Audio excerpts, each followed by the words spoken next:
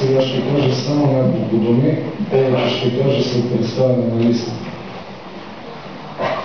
Ще започна с това. Аз ще победя.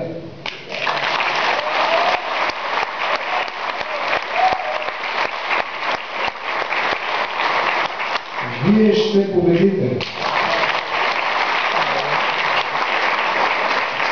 Плевен ще победи. Защото вие сте Плевен, а Плевен го заслужава. Защото ние сме отбор от 11 играчи. Защото в този отбор влиза обединената в Плевен команда на Реформаторския блок.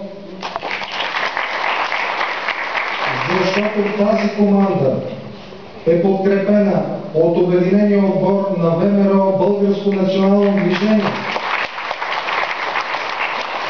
Защото в този отбор важна съставна част са още 5 демократични партии, с които ние ще направим едно единно цяло и ще бъдем за пример на цяла България.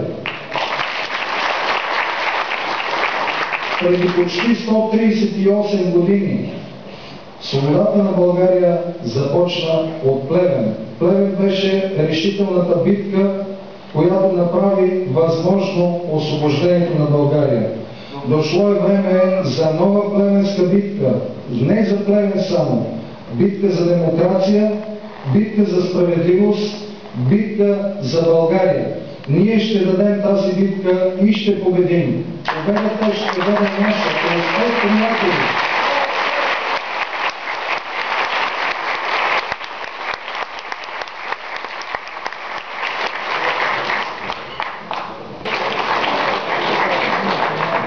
Достигнахме и до водача на нашата листа.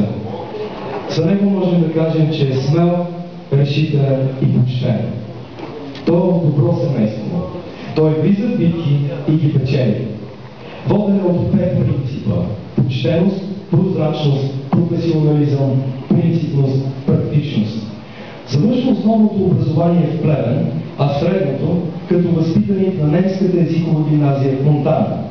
С висше юридическо образование, специалност право, Софийски университет Свети Климент Охридски. От 25 години е адвокат в областта на наказателното право. 4 мандата член на българската делегация в Конгреса на местните и регионални власти към Съвета на Европа в Страсбург. 4 мандата общински съветник, като 3 от тях председател на Общински съвет в Плевен. Носител на званието Община Реформатор, присъдено му от Националното сдружение на общините в Република България и, забележете, връчено за първи път на председател на Общински съвет. Семейен с 3 деца. Госпожи и господа, изключително ми е приятно да поканя на сцената кандидата за кмет на община Плевен и излачно листата за общински съветници, господин Георги Спартански.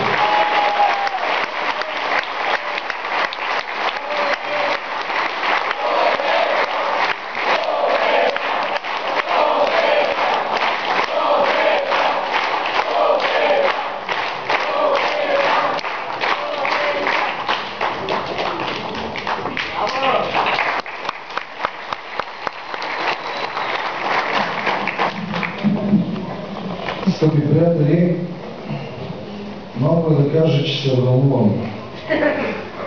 Малко е да кажа, че много се вълнувам, защото пак няма да е истина. А за човек, който 25 години или четвърт век си вади хляба с приказки да се вълнува в зала, наистина е нещо необичайно. Развълнуван съм обаче, защото виждам толкова много хора тук и толкова много надежди в погледите на тези хора. Въпреки дъжда, въпреки ноемврийското време, вие дойдохте, за да подкрепите този отбор и мен. Да ни дадете в аванс вашето доверие. Доверие, което ние четем в очите ви. Доверие, което означава много, и доверие, което задължава много. Ние не сме по големите обещания.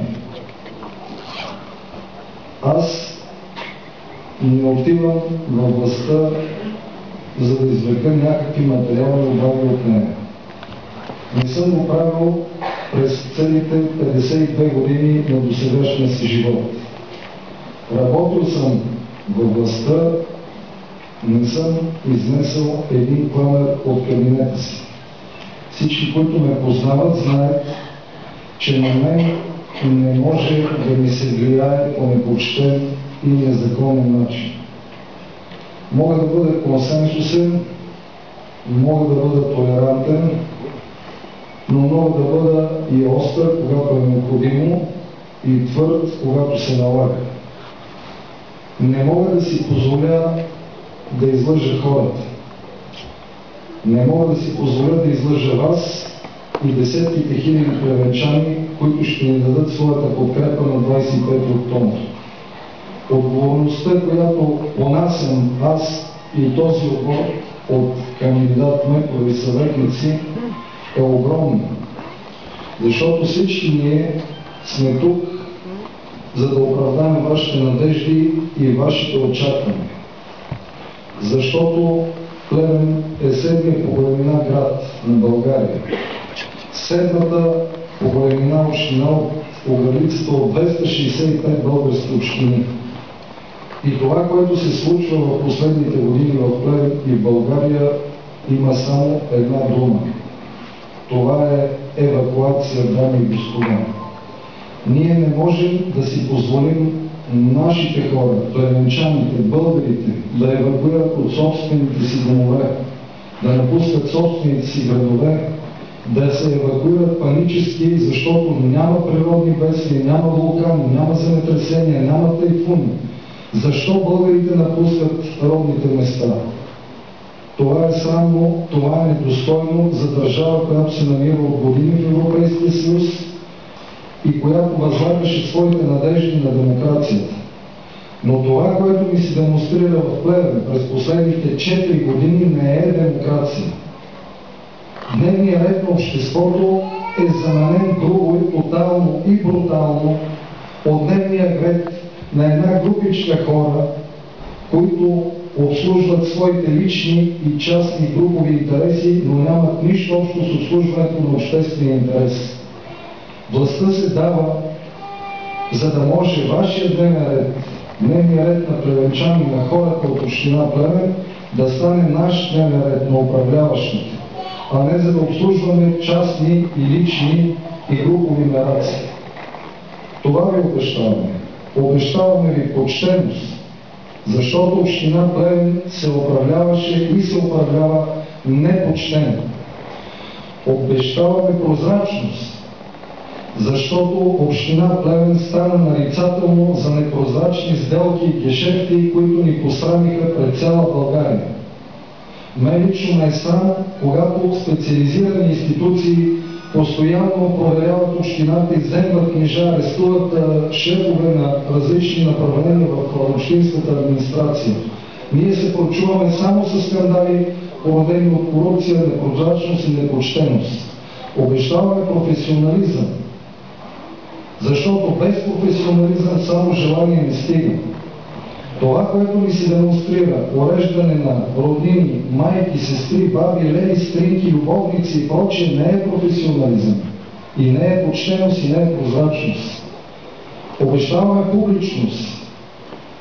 Когато се разговаря и се контактува с други политически субекти в името на по-доброто бъдеще на Плевен, това трябва да се прави ясно, категорично, публично пред очите на хората, а не в тайни доби, в късен час, в незнайни ъгли, зад очите на хората, зад гърба на хората и обществото.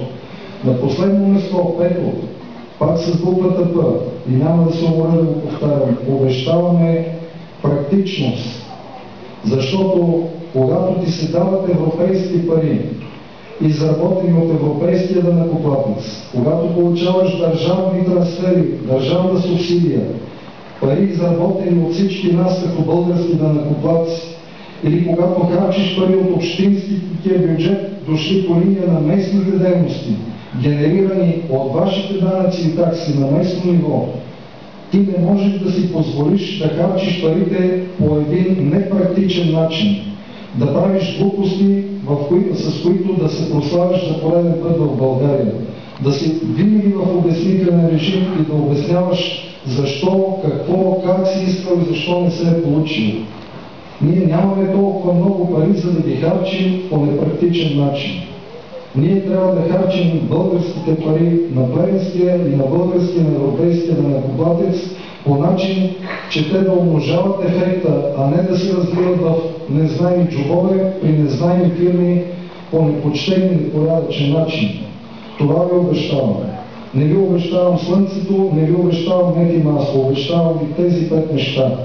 Който счита, че си струва да се работи и да се даде доверие в аванс, за да можем заедно, защото едно усилие не може да стигне до успех, ако е единично и ако е спорадично. Който счита, че може да бъде съпричастен към усилията да върнем Плевен на местото, където винаги е бил, ще бъдем благодарни на неговата подкрепа. Успеха е общо дело. Нека да покажем на всички, не само в Плевен, а в България, така както преди 138 години в България започна свободата, че Плевен иска, Плевен заслужава, Плевен може и Плевен побеждава. Победа на изборите,